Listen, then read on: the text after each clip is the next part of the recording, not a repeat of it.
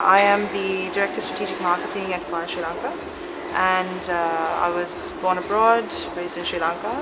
Did my bachelor's in PR at the University of West London in England.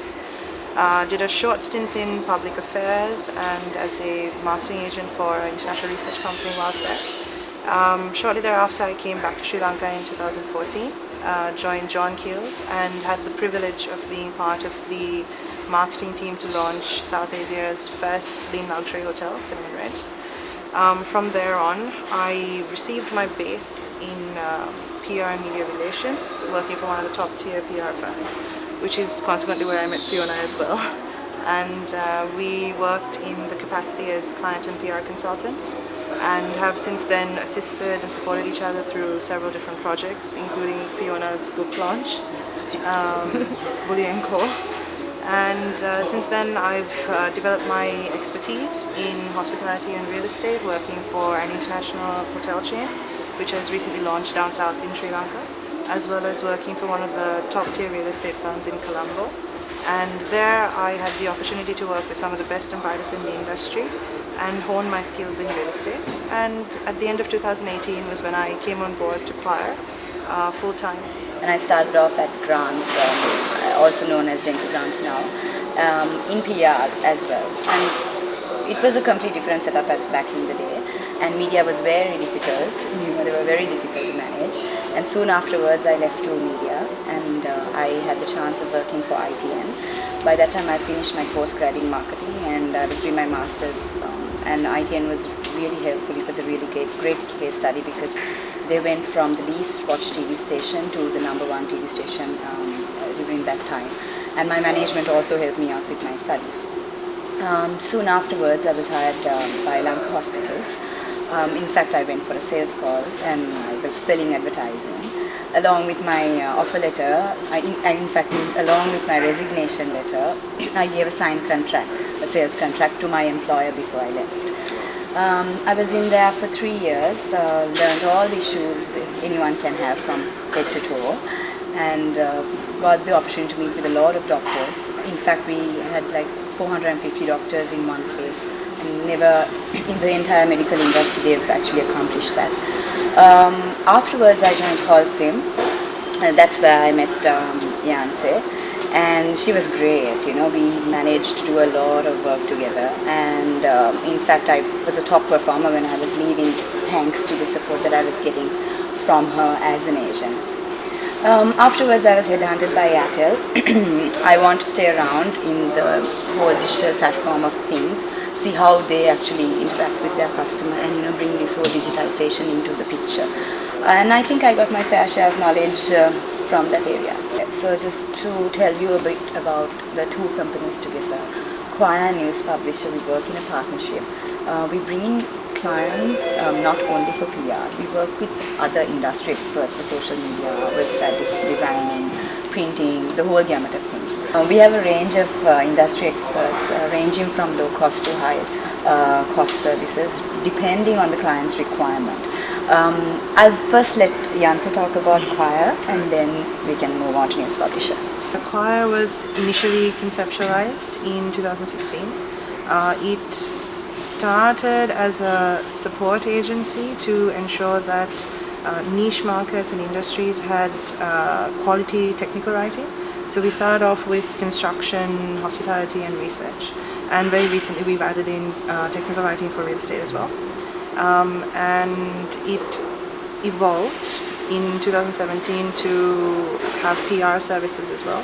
I think that's where Fiona's expertise come in as well with the partnership. And just late last year we've added in social media, events, digital, the entire gamut of services. And the thing is, we work as a consulting agency, so we have best of both worlds, as opposed to firms and consultancies that can give you marketing strategy and advisory, but outsourcing the creative, the agency side of it to someone else, we provide everything under one roof. So the reason why we both decided to go down the entrepreneurial avenue was because we realized there were gaps in the market. So there is a massive gap between the understanding of media, the client, and the agency. And for the two of us and the people that we work with, we've understood that gap and we want to bridge it. So in essence, we're trying to ensure that the client experience with an agency or a consulting agency is seamless, and that corporate communications is elevated to an international level, not just for the bigger companies, multinationals that have the budgets for it, but even for the smaller businesses and the entrepreneurs that need strategic marketing at an affordable rate, at a fairly affordable rate. So also we are creating a B2B service. We are making a B2B service, a B2C service. With so many startups and entrepreneurs come up with small businesses, I think we should be an affordable service to offer, So, and we have, because of that, we have very interesting clients. We have really newsworthy initiatives to talk about. With that, we also build a relationship with the media, because we are giving them good stories to carry out on their papers and reach to their readers. It is really a mutually benefiting relationship, what PR is, not really going and asking for coverage. It is us as PR professionals giving them stories and connecting them to leaders whenever they need any clarifications themselves. So why we are different is, what we understand is that usually the writer, Ianthe is a complete writing partner of my business, right? So she collates all this information. She has the briefs from the client. All we need to understand is the strategy in which we want to execute this messaging across, right? So we understand the client, right? What sets us apart is, for one, we are involved as a client servicing person. We are literally living and breathing the client's brand, We know about them as much as they do, so that when they go on camera, we can tell them, listen, you missed out on this client, So that's one major difference compared to other agencies. Sometimes clients, they really don't know what they want, Sometimes they don't know where their target audience is at.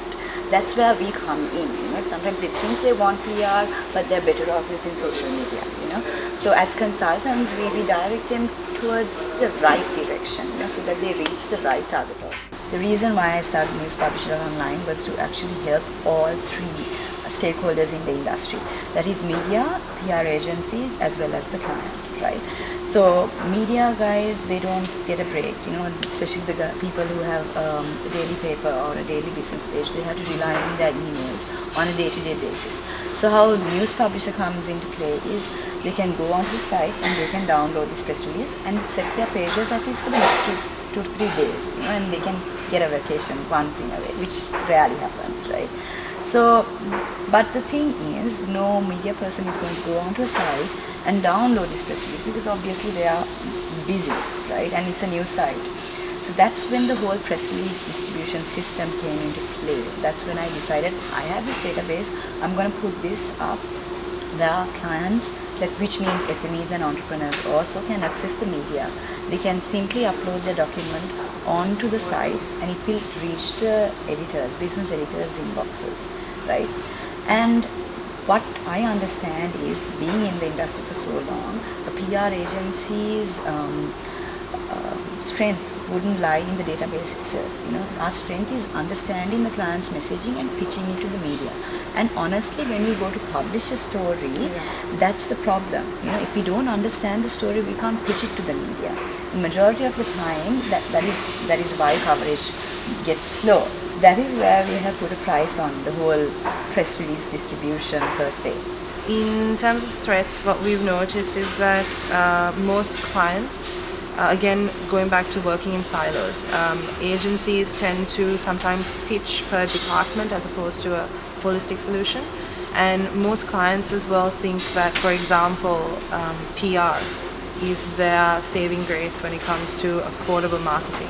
So a threat that we've noticed is that people are not able to fully utilize all marketing platforms. So that's social media, PR, digital, the entire thing.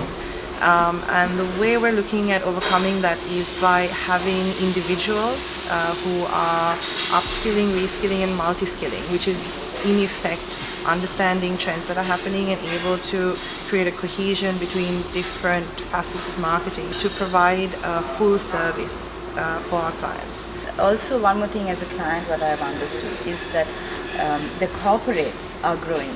They are funding their education, they are sending them for trainings, and they get all this global exposure.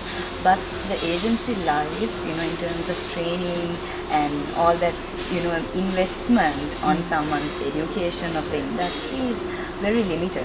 So one has to learn everything and come to the industry to offer something. In terms of trends, what we've noticed is that obviously there is a move for digitalization for almost every aspect, but we've noticed that Sri Lanka is yet to really meet that. But now, for example, if you look at artificial intelligence and virtual reality, especially in European countries, at its core, the UK has really started with virtual reality, especially even with PR. So virtual reality is now being used for pitching stories, briefs, roundtable discussions, tours, experiences. And we're really excited for virtual reality to come to Sri Lanka. We know that it's going to take a bit of time because it's still not the most affordable product for the entire industry, for all industries. But we are keeping our ear to the ground through our network of collaborative agencies abroad, especially in the UK. And the moment it does come to Sri Lanka, we are readily available to offer this to our clients. Being an entrepreneur is as hard as you plan for it to be. But having said that, when the universe has its own plans for you, there's not much you can do about it. But do your homework. Ensure that whatever you are planning to start up has a market for it, that it is a unique service or product. Ensure that you are financially organized in order to facilitate your startup. Sri Lanka is a market that has so many entrepreneurs, and they were very supportive, they're very helpful, they helped us through every single process, from the creative side to it, to the financials, the registrations and everything. Really rewarding to work for people who are bringing new things. So find something that is different and then stick by it.